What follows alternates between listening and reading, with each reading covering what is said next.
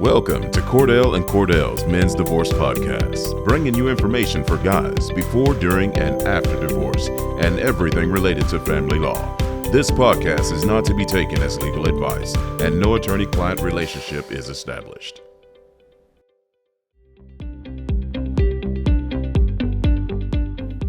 Welcome to our Cordell and Cordell podcast. The purpose of this podcast is to educate you on interesting family law topics and not provide legal advice. To obtain legal advice, please set up a consult with us.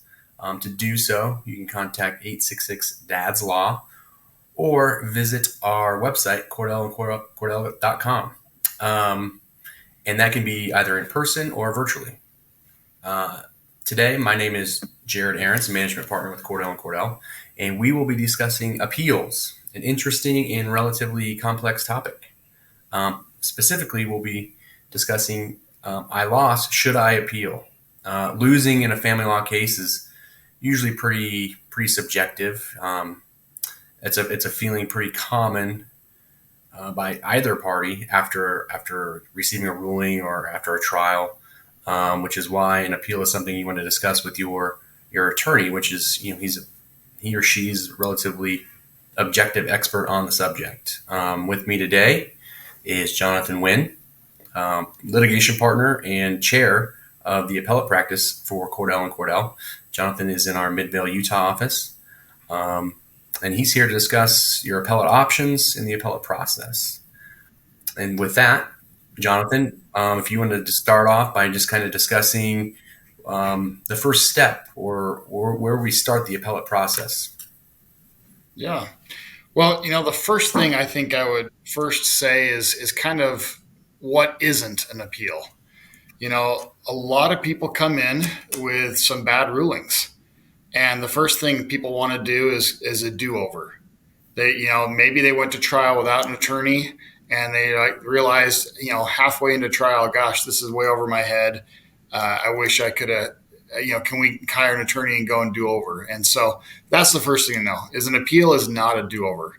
A great phrase I heard a long time ago that says, if you can't afford an attorney, you really can't afford not to have an attorney because you can't afford to do it wrong. And so understand that like an appeal is not a do-over. So if you're looking at this video right now and you're thinking about an appeal, but you haven't gone to trial, it's way better to do it right the first time than to try to fix the mistakes later on. So that's the very first thing to consider.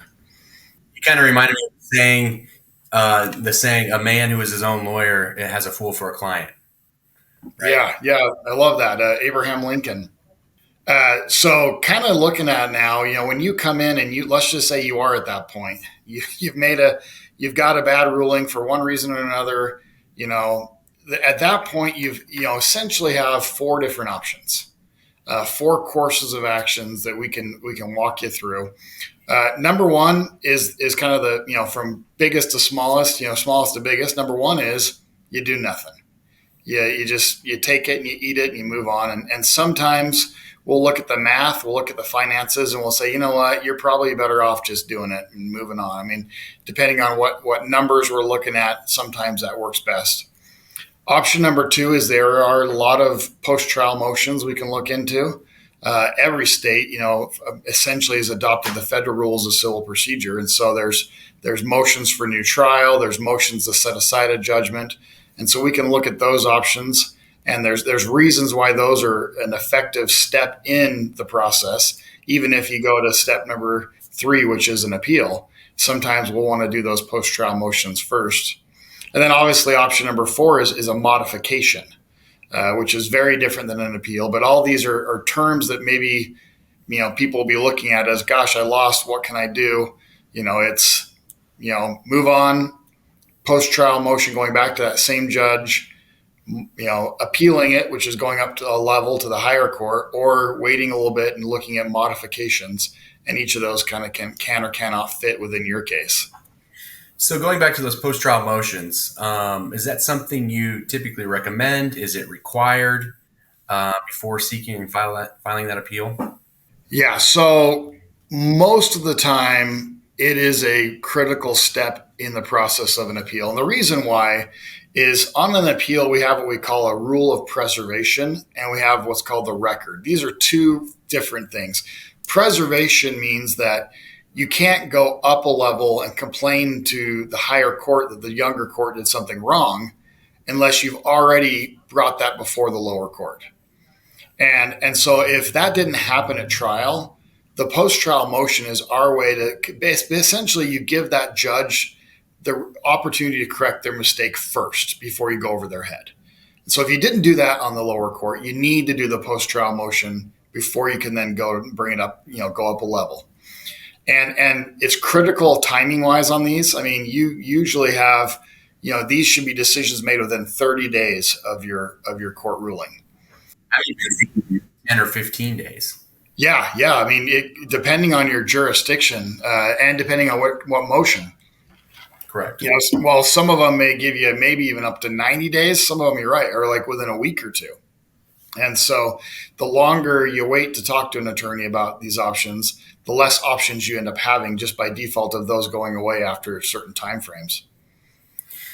How often have you seen those post-hearing, post-trial motions be successful? Because essentially you're telling the judge, look, you were wrong, correct it. What's the success rate on something like that? It really depends on the judge and what happened underneath. So, I had a case not that long ago where I walked in and what I did is, the client went to trial with another attorney, wasn't happy with what turned out, hired us. We went in a post-trial motion. The first thing I walked in, they, made my appearance, Jonathan Winn on behalf of the petitioner, Your Honor. And the petitioner says, the judge says to me immediately, so Mr. Winn, you're saying I'm an idiot and I got it wrong? That was how they started it. And I knew right from the beginning, okay, well, and so I had to backpedal a little bit and say, well, Your Honor, I don't think counsel previously really explained this well to you. Let me explain better. And maybe with my explanation, you can see where we're coming from here. By the time I got through the hearing, the judge said, okay, I get what you're saying now. You're right. I didn't see it that way originally. And now that I see it that way, let me take this under advisement and think about it. And in that particular case, the judge really did, we had to sway the judge, that we weren't just calling the judge an idiot, but we were saying, hey, really the idiot was the fact that we didn't present it well to you the first time. It's on petitioner that they didn't get that information through. Here's another way of looking at this. And the judge did. And at that point, we got the relief we needed. We didn't have to go on appeal. But you don't get that in every case. Sometimes the judges won't go with you. But if you want to go up on appeal, you're creating your record. And that's kind of what we talked about a little earlier, is this record will have evidence and will have arguments. And in order to go up on appeal, we can't bring in new evidence and new arguments. So even if we lose by doing these post-trial motions, at least now we're creating that record. We can bring in documents and evidence that maybe didn't get brought out in trial. Maybe at trial, client didn't realize that they were going to focus so much on certain things and said, gosh, I had these emails or I had these documents or contracts or pictures that shows that what she was saying is wrong. Well, this gives us an opportunity to get that on the record. So later on an appeal, we can bring it up. Right. In my experience, that's the most common mistake or theme that clients have are essentially the appeal is kind of a do-over. You can add more arguments, evidence, things like that, but that's not the case on an appeal. You talked a bit about the petition to modify. Can you real quick kind of discuss what that looks like, what you need for a petition to modify, and what that timeline looks like? Right. Well, first of all, there's kind of two things that happen in most divorce cases or even paternity cases or any domestic matter. Some of that is a division of property, and that's kind of a one-time and you're done. And some things are ongoing, like support obligations or parent time and custody. So when we're looking at a modification, we usually cannot modify a one and done order. If it's a so-and-so gets the house or so-and-so gets blank amount of money, that's a one and done thing and you can't modify. But if it's something that's an ongoing obligation, like a support obligation or a parent time schedule, you can typically go back in and show the court, hey, something's changed. And therefore, based on this change, we should also change these orders. Sometimes that's the right fit for the complaints we're hearing from clients as they come back and they have a bad ruling. If a court says, hey, you don't get your parent time because of this and this and this, well, sometimes it might be easier to go fix those three things than to go and try to fight against the judge. And so we can kind of guide you through what's going to be the best course to get to your goal. But again, very clearly you need to understand if it's a one-time payment or division, you can't typically modify that in most jurisdictions, and you'll want to look at the appellate option as the best option for that. Okay, so appeal. Tell us more about that. What is an appeal? All right. Well, the first go around, you're in front of one judge. And so when you go up on an appeal, you get a panel. Usually it's 3 to 5 justices. That's a level up from the normal trial court. And these 3 will listen to your arguments. They'll listen to the other side's arguments, and they'll decide whether or not that first judge was correct or not correct. So when you're at the lower court, it's usually husband versus wife, father versus mother. When you go up an appeal, it's more us against the court. Like the court is the one that now we're saying has made the mistake. And we're asking these 3 justices now to correct that mistake. And that happens in a couple of different ways. The Court of Appeals can either one, just say, yes, the lower court was wrong, and here is the right answer. They could say, oh, they awarded $100,000 and it really should have been 50, and here's why. Option 2, they can say, nope, we agree that they were within their limits of what they can do.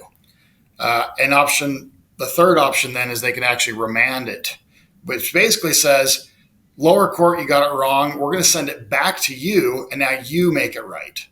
And so then you go back to that original judge. So those are kind of your 3 options that you're looking for in any appeal. Okay, so when it goes to those justices, they've got standards of review they're looking at. So can you kind of explain what that appellate court is looking at specifically and kind of why they're looking at those things? Yeah. So at the end of your trial or your hearing, you have this order. And typically in that order, there are 2 separate things. There's what's called a finding of fact and a conclusion of law. Sometimes the document may even be entitled, depending on your jurisdiction, findings of fact, conclusions of law. So facts, these are things where the judge hears 2 things of evidence and makes a determination who's telling the truth. It's what actually happened, what factually happened in this case. Those facts are reviewed on a court of appeals on a very, very high threshold, meaning typically it has to be an abuse of discretion. Most courts across the United States will find that the judge is the best person to hear all the evidence and determine what's factually true or not true. And so to take that up on appeal is a very difficult level. An abuse of discretion is a high standard. Now, the second side, which is conclusions of law, that's where a judge is essentially applying the law to the facts. And if we're arguing that the judge got the law wrong, that's a correctness standard, meaning that the 3 justices can say, oh yeah, he actually did apply that wrong. Based on these facts, he should have done this instead, he or she. And that's a much easier standard of correctness that doesn't have the same deference to the lower court. So depending on what the issues are, we would say, are these issues of fact or these issues of law, would really largely depend on kind of how much leeway these next set of judges will have in either throwing it out or setting it aside. Okay. Discuss a little more of the process as far as hearings, briefs, motions, notices of appeal. Just kind of walk us through that a little bit. All right. Now, that will change a little bit per state, but generally all across the United States, we have certain steps that we do. The very first one is a notice of appeal. This is letting everybody know, hey, we're going to go up on appeal. Once that starts, that kind of starts the process going once that's filed. And that's typically filed in your original court. And it usually has to happen pretty quick, as we mentioned earlier. Usually it's within 30 days or less of when that final order was entered. So that starts the process. Then you're gathering your record, which we talked about before. That could be transcripts, that could be pleadings. Some jurisdictions don't actually record what happens in trial automatically. Some jurisdictions it automatically is recorded. So it's finding out if there was a court reporter or if we need to transcribe what happened and actually have somebody type up, what occurred at trial and why the judge ruled a certain way. So gathering the record is usually the second step.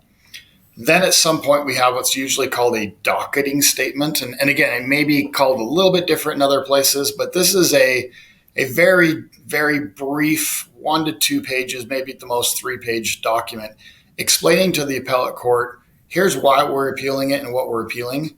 And what this does, it just helps the court to kind of filter, all right, is this going to the right spot? Do we have this in the right court? Understandably, most appeals are happening by people who don't have attorneys. I mean, I think nationally, I think more than half of appeals are done by like prisoners in prison who are just writing on a piece of paper what they're mad about. And so the court needs kind of a way to filter through, is this even a legitimate appeal or not? But the docketing statement does help. Okay, this is legitimate. This is done with attorneys that they actually have an appellate issue. And then they can also decide at that point if they send you back to mediation. In a lot of districts, they'll look at that docketing statement and they'll decide, okay, this does seem like it's something that can go straight to mediation before you do too much more work, because there seems like maybe there's some middle ground there. So sometimes they'll mandate an appellate mediation. This is great because it gives you, by that point, usually you've got 2 new attorneys on the case who are looking at it with fresh eyes, and people have maybe died down some of the emotional turmoil in the underlying case, and maybe there is some grounds for middle ground. At that point, then you go into a briefing schedule.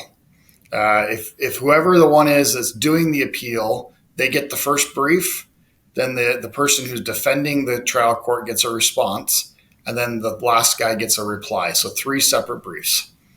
At that point, go ahead.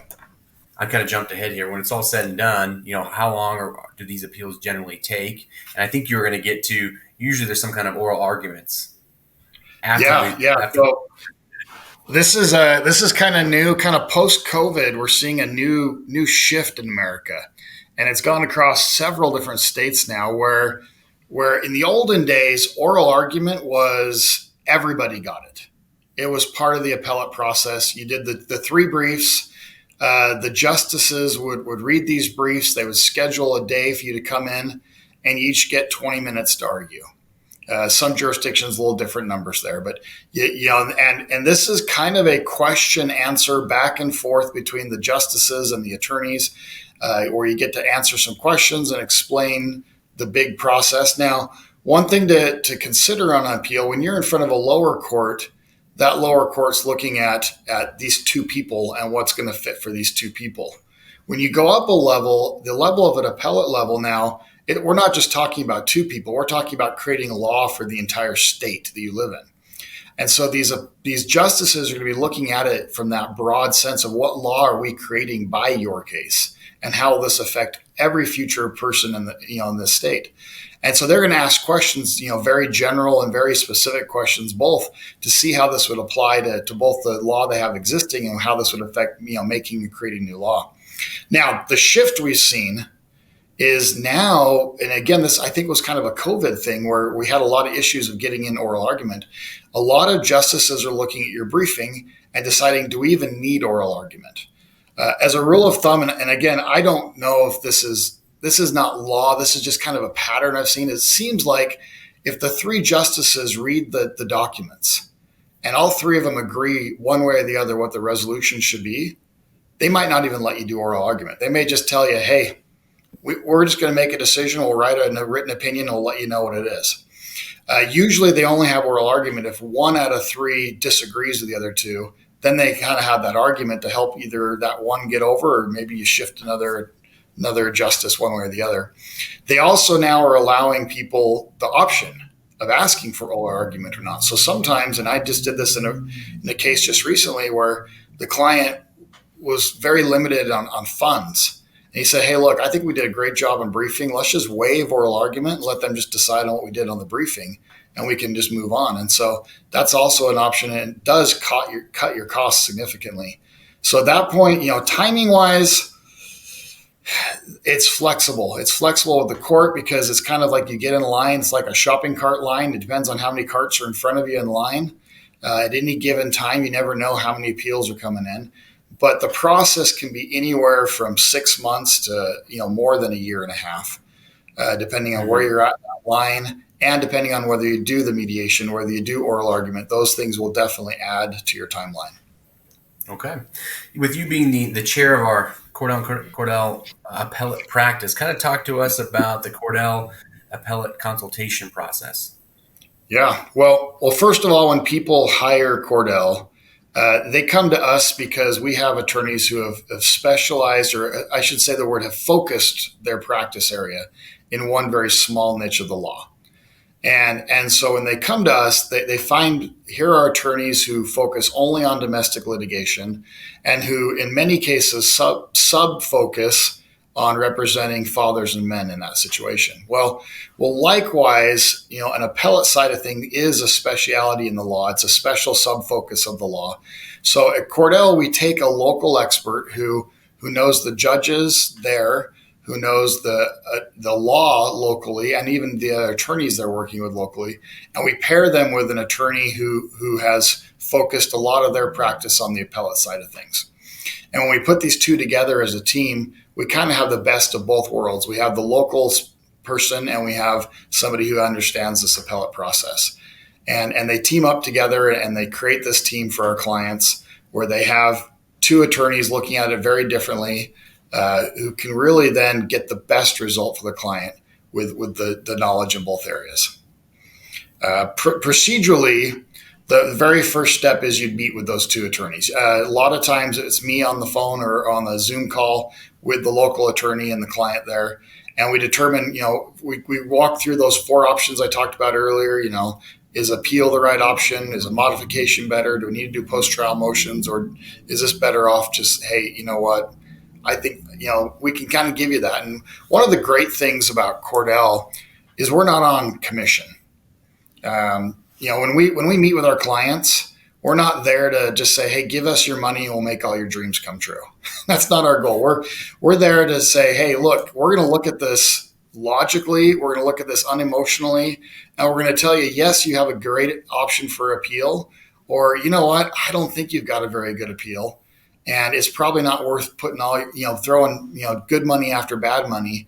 We'll let you know that. And that's an important factor because you don't want to go in front of somebody who just says, yeah, give me all your money. And then, $30,000 down the road, you lost that. Now you're really into the hole because you lost twice. That's not our goal. So that's great options of having a non-commissioned person who can just look at this objectively without any skin in the game and really kind of advise you, is it worthwhile going forward or not? All right. I think that's it for today. Thanks, Jonathan. Very, very helpful, very informative. As a reminder to set up a consult with us, whether it's a standard divorce, custody matter, or an appeal, contact us at 866-DADS-LAW or visit our website, CordellandCordell.com. Have a great week.